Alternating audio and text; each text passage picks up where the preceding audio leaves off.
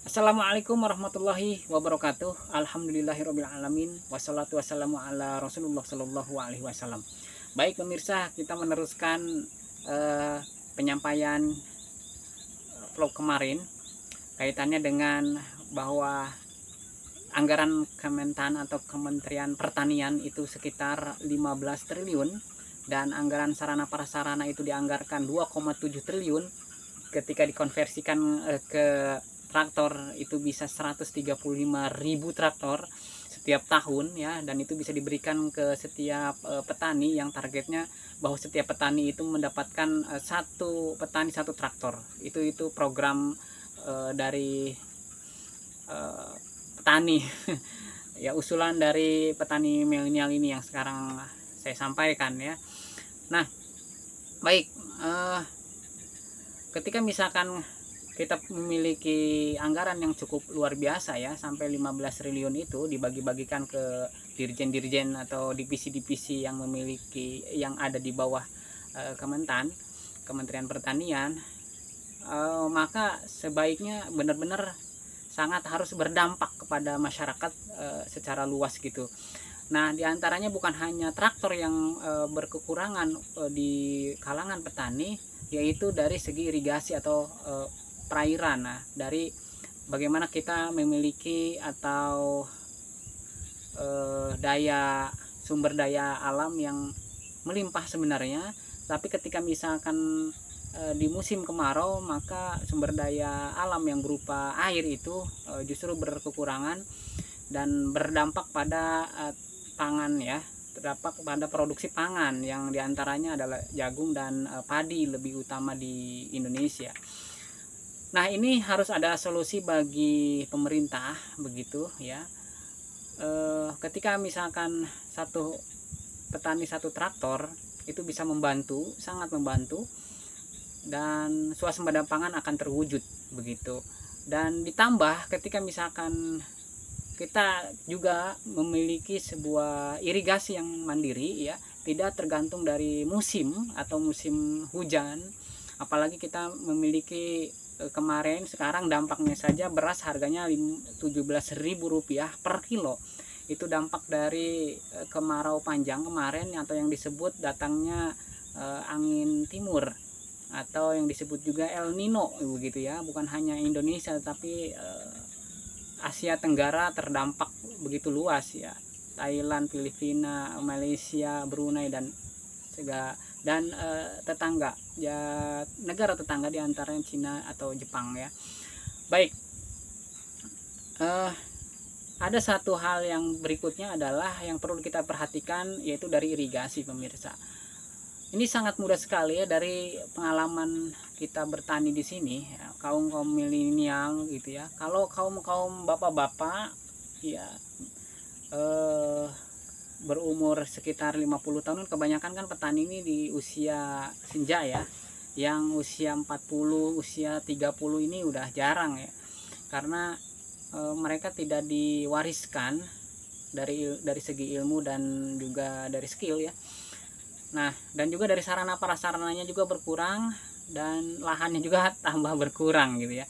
Yang sebagaimana telah saya sampaikan di awal vlog sebelumnya, bahwa lahan kita ini sudah dibebaskan dengan begitu masif ya, bahkan juga terstruktur bisa jadi, karena mereka dibuatkannya undang-undang pembebasan lahan seperti itu ya. Yang sebelumnya saya pernah singgung bahwa dengan adanya undang-undang pembebasan lahan atau ketentuan atau peraturan yang sudah digelontorkan oleh pemerintah, maka swasta pun dengan bebas membeli lahan-lahan pertanian dari petani gitu ya.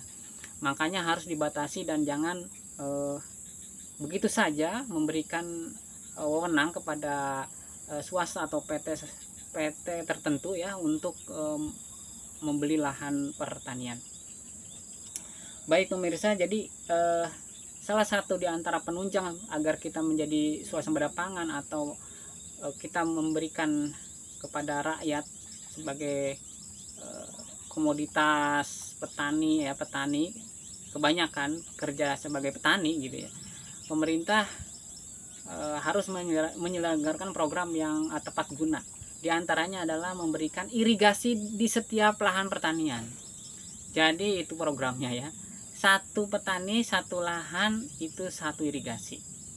Mungkin untuk memberikan sebuah irigasi yang panjang dari sungai atau dibelah, dicodetkan ya, disodetkan ya, dibikin cabang-cabang, itu mungkin agak sulit karena memang keterbatasan sungai gitu ya. Kalau dekat sungai sih lebih mudah. Jadi si sungai ini bisa dicodet ya, dibelah gitu, dibuat cabang untuk memberikan aliran air irigasi ke perkebunan, persawahan dan sejenisnya.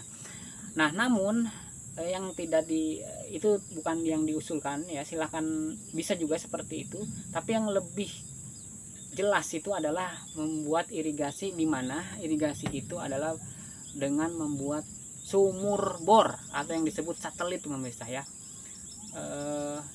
Itu ada namanya, apa namanya ya, ya jadi semacam pompa yang berkekuatan tinggi, atau kalau di sini terkenal dengan pompa satelit gitu ya, yang dimana pompa itu ada di dalam bor gitu, di dalam galian begitu. Submermasif ya, itu bahasa kerennya itu apa, nanti kita bisa cari ya, submersible. Itu ya, submersible apa itu ya, jadi mesin yang berkekuatan lebih daripada sanyo, yang disebut sanyo gitu ya, atau jet pump yang biasa kita gunakan di sumur biasa. Nah, dia memiliki kekuatan di mana kedalaman 40 meter itu dia bisa menaikkan ya. Ketika mesinnya ada di dalam 40 meter, dia bisa menaikkan air untuk bisa dialirkan ke persawahan atau perkebunan. Nah, itulah yang usulan dari kami gitu ya, sebagai petani, bahwa setiap lahan itu diberikan galian atau sumur pump ya, sumur jet pump satelit gitu, diberikan sumur bor. Nah, ini akan berdampak sekali kepada perkembangan atau produksi pangan atau menanam ya. Di antaranya kalau misalkan untuk menanam jagung aja cukup satu sumur bor, satu lahan, satu petak kebanyakan di sini itu sekitar 2000 meter persegi ya, 1000 sampai 2000 meter persegi. Itu diadakanlah misalkan program satu petak atau satu lahan sekitar 1000 sampai 2000 itu diberikan sumur bor, maka itu akan memenuhi perairan atau penyiraman untuk jagung gitu, karena jagung nggak harus banyak air pemirsa ya, cukup dengan dia dialiri air dengan bentuk irigasi tetes, misalkan adanya toren gitu ya di atasnya, kemudian dialirkan dengan sistem tetes. Itu bagus sekali gitu ya, dia akan tumbuh melesat cepat begitu. Nah, untuk padi memang butuh air yang sangat melimpah begitu ya. Kalau itu biasanya ketika misalkan ada hujan,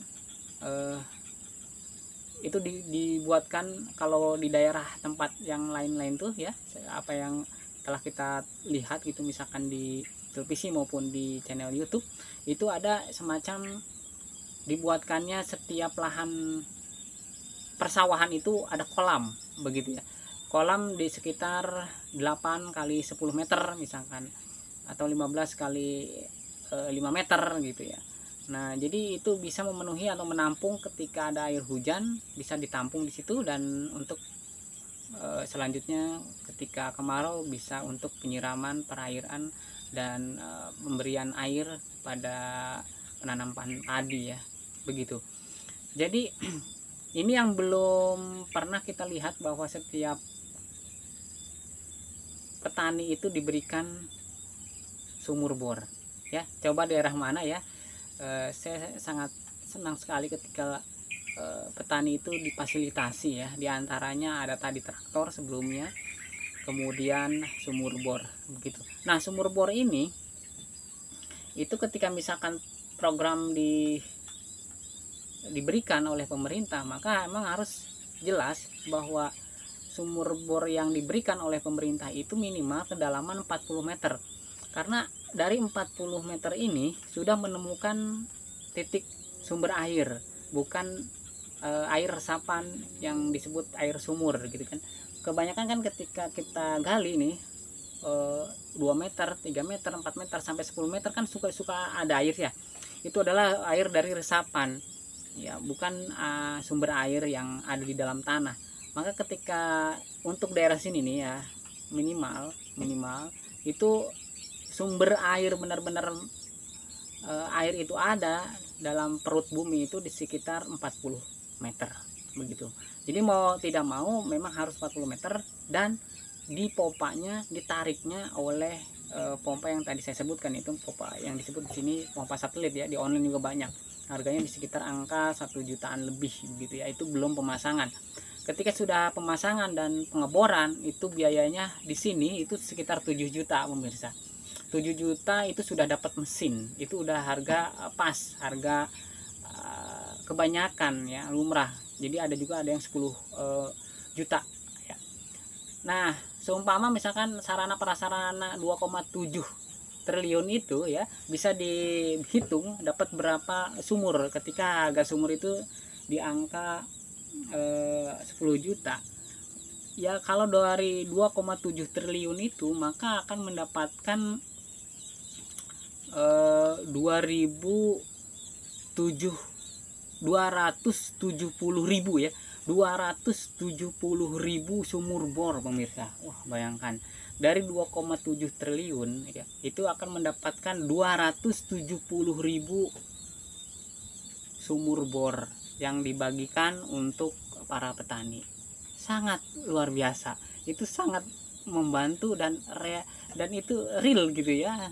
Benar-benar penyerapannya itu akan didapatkan, karena yang kita bor itu adalah emang sumber air. Yang kita akan dapatkan adalah sumber air, bukan sumber biasa gitu.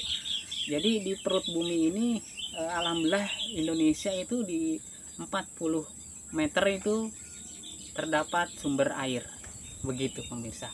Ya walaupun ada musim kemarau, dengan kita mengobor di kedalaman 40 meter, insya Allah ada selalu air begitu. Jadi ini adalah potensi ya, potensi alam Indonesia. Jadi seharusnya pemerintah sangat memperhatikan betul investasi terhadap pertanian.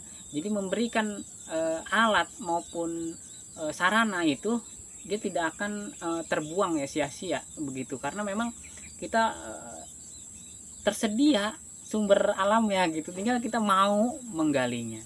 Baik, itu aja dari saya, semoga bermanfaat dan semoga jadi perhatian bagi pemerintah. Assalamualaikum warahmatullahi wabarakatuh. Salam sukses pertanian Indonesia.